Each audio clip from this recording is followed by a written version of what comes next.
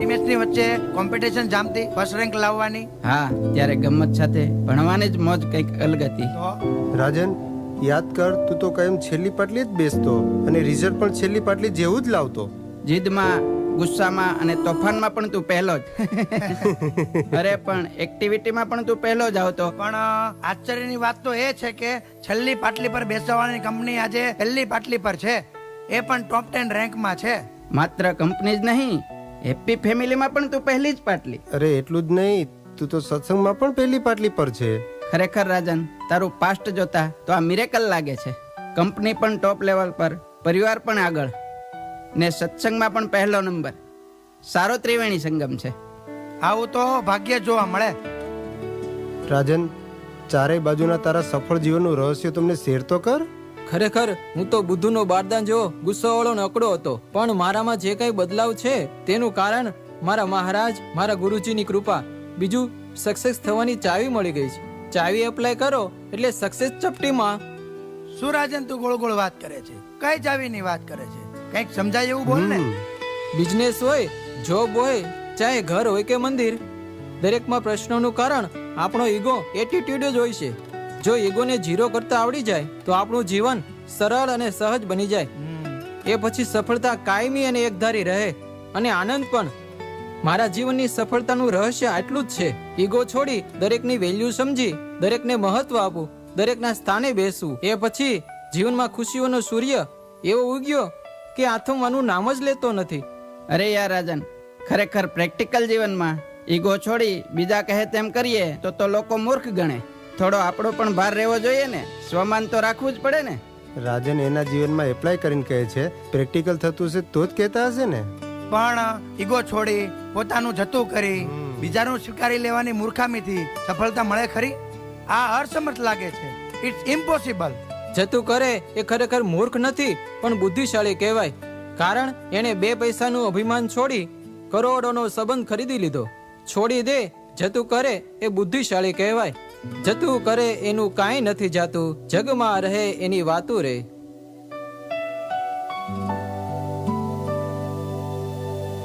તમે લોકો વિચારો છો એવું અઘરું નથી.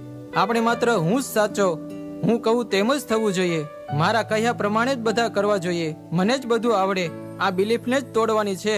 આ આપણી પકડને છોડી દઈએ તો જીવન એકદમ સરળ અને સહજ અનુભવાય. એ પછી જીવન જીવવાની કેવી મજા આવે છે. રાજન, તું કહે છે એ વાત તો બરાબર છે, પણ આપણે બધા પોતાના જીવનમાં અને સંસારમાં બધે જોઈએ છીએ કે બિઝનેસમાં, કુટુંબ પરિવારમાં કે સત્સંગમાં જે કઈ પ્રોબ્લેમ આવે છે તેમાં મોટા ભાગનું કારણ હોય છે આઈ એમ રાઈટ. આ રાઈટ માંથી જ શરૂ થઈ છે ફાઇટ. એટલે તરત જ તમે કહો છો એ જ સાચું. કદાચ હું ખોટો પણ હોઈ શકું. આટલું બોલતાની સાથે ફાઇટ થઈ જશે હાઈટ, વાતાવરણ થઈ જશે લાઈટ, વધી જશે સંબંધોની હાઈટ. અરે તું તો શાયર લાગે છે. વાહ, તારી વાત લાગે છે તો સાચી, પણ આ તો આખા જીવનના ઢાલને બદલી નાખવાની વાત છે. પણ બહુ અઘરું છે હો. આપણી માન્યતાની પકડ બધાને પેઇનફુલ જ લાગે.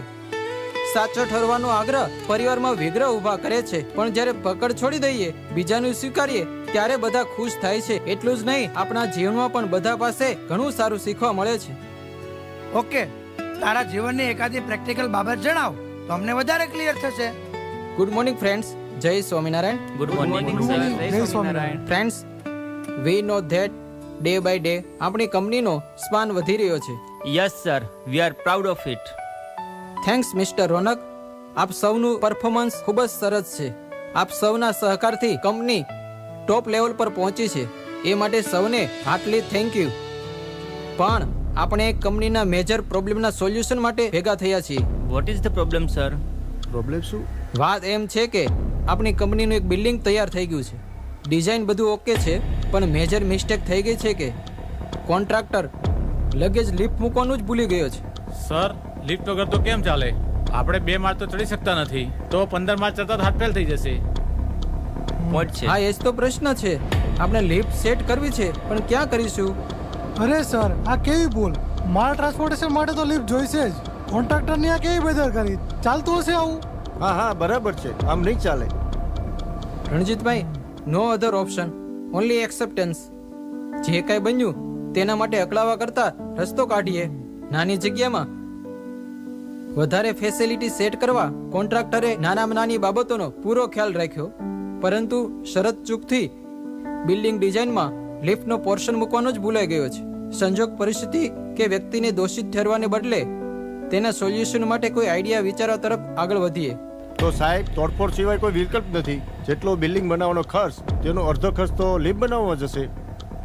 અરે સર, આ વખતનું બજેટ તો બધું વપરાઈ ગયું છે. એક્સ્ટ્રા બજેટ આપણી પાસે નથી. યસ, આઈ નો, બટ આપણે એવો રસ્તો કાઢીએ કે સાપ મરે નહીં ને લાકડી ભાંગે નહીં, તોડફોડ થાય નહીં છતાં લિફ્ટ પ્રોપર પોર્શન ઉપર સેટ થઈ જાય. સર, આ શક્ય જ નથી. કેવી રીતે શક્ય બને? ઇમ્પોસિબલ. હા, આ lift ઓકે, અહીંયા આ બાજુનું પોર્શન તમે જુઓ ને. હા, આ lift ઓકે. સાહેબ, માફ કરજો ને, આ બાબતમાં સૂચન કરી શકું છું? હા બાલુ કાકા, ઓફકોર્સ, કેમ નહીં. આ કંપની જેટલી અમારી છે તેટલી તમારી પણ છે. તમારું કોઈ સૂચન હોય તો તમે જણાવી શકો છો. અરે સર, અમારા જેવા મોટા મોટા મેનેજર આ પ્રશ્નનું સોલ્યુશન લાવવા ક્યારનાય વિચાર કરી રહ્યા છીએ, છતાં પણ પ્રોપર સોલ્યુશન નથી લાવી શક્યા. તો આ પ્યુન આ પ્રશ્નનું સોલ્યુશન લાવી શકશે? આ વિષય બારની વાત છે. આપણે સાંભળીએ તો ખરા. એમને કહેવાનો પણ અધિકાર આપણે આપવો જોઈએ. ભગવાનની ઈચ્છાથી કદાચ એના દ્વારા સારું સોલ્યુશન મળી જાય. બાલુ કાકા, શું કહો છો તમે? સાહેબ, મને એવો વિચાર આવે છે કે પાર્કિંગની બાજુમાં દાદર છે, એમાં આપણે લિફ્ટ મૂકી દેવી અને રમણામાં દરવાજો ખુલે અને સૌ પોતપોતાની ઓફિસમાં પણ જઈ શકે. Yes sir, excellent idea. આવો બેસ્ટ વિચાર આપણામાંથી કોઈને ન આવ્યો? કેટલો સરળ અને સિમ્પલ, છતાં ધ બેસ્ટ. વેરી નાઇસ બાલુ કાકા. ફ્રેન્ડ્સ, આપણી દ્રષ્ટિએ ભલે નાનો માણસ લાગતો હોય, પણ તેની ભલામણો અને સૂચનો કેવડી મોટી મદદ કરી દે. સાચી વાત છે. આપણને જે પ્રશ્ન મૂંઝાતો હતો કેટલા સમયથી, તેનો ઉપાય બાલુ કાકા પાસેથી કેવો સરસ મળ્યો. You are right sir. ખરેખર કોઈ નાના મોટા છે જ નહીં. દરેક વ્યક્તિ એના સ્થાને સમાન મહત્વ જ ધરાવે છે. હા, ખરેખર નાના મોટાના નવા જૂનાના ભેદભાવ તો આપણે પાડ્યા છે. અલ્ટિમેટ તો બધા માણસ જ છે, બધા સરખા છે. લૌકિક દ્રષ્ટિએ બધા માણસ જ છે. જ્યારે મારા ગુરુજી કહેતા હોય છે, લૌકિક પદવી, સત્તા, સ્ટેટસ એ દેશ સંબંધી છે. બધાની ચેતનની ભૂમિકા તો એક જ સમાન છે. Okay friends, Yes. આજની મીટિંગ અહીંયા ક્લોઝ કરીએ. રાજન, તારું વ્યક્તિત્વ ખૂબ જ ઓપન છે હો યાર. તું જે મેન્ટાલિટીથી આગળ વધી રહ્યો છે તે ખરેખર ખૂબ જ પ્રશંસનીય છે. જ્યાં એક ધારી જાગૃતિ શક્ય છે. રાજન, તું તારા પરિવારની કંઈક વાતો કરને, અમને બહુ ઇન્ટરેસ્ટ પડે છે. પપ્પા, આ વખતે ગુરુજીએ આપણને ફેમિલીને હેપી બનાવવાનો સંકલ્પ આપ્યો છે. ગુરુજીના સંકલ્પને અધરથી ઝીલવો જોઈએ, હે ના પપ્પા? હા બેટા, તો જ તો ગુરુજીના અંતરનો રાજીપો મળે, અને ગુરુજીના અંતરનો રાજીપો મળે એટલે આપણા મૂર્તિ સુખના દ્વાર ખુલે. પણ મને એવું લાગે છે કે ખરેખર આપણો પરિવાર તો કેટલો હેપી છે, અને આપણે સૌ એક છત્રછાયા નીચે કેટલા હળીમળીને રહીએ છીએ. તું કેયુર ભૂલે છે. ભલે આપણે આનંદથી સાથે એક પરિવાર રહેતા છે, પણ તમે ઘણીવાર રાજન સાથે ઝઘડો કરો છો. ઘણીવાર તમે અને તમારા ઘરના એ પણ ઝઘડો કરો છો. તો તમે વિચારો કે ઘરમાં મહિલાઓ સાથે પણ નાની નાની બાબતમાં મન દુઃખ થાય છે, અને આપણે આ હેપી ફેમિલી કઈ રીતે કહી શકાય? અને દીકરા દીકરીઓને તું સમજી શકતો જ નથી. તેમની તો મારા માટે ઘણી ફરિયાદ રહે છે. એટલે પપ્પા, યુ આર રાઈટ. આપણો પરિવાર ગુરુજી ચાહે છે એવો સુખી તો નથી જ. તો હવે શું કરીશું અને કયા સ્ટેપ લઈશું તો પરિવાર વધારે સુખી થાય?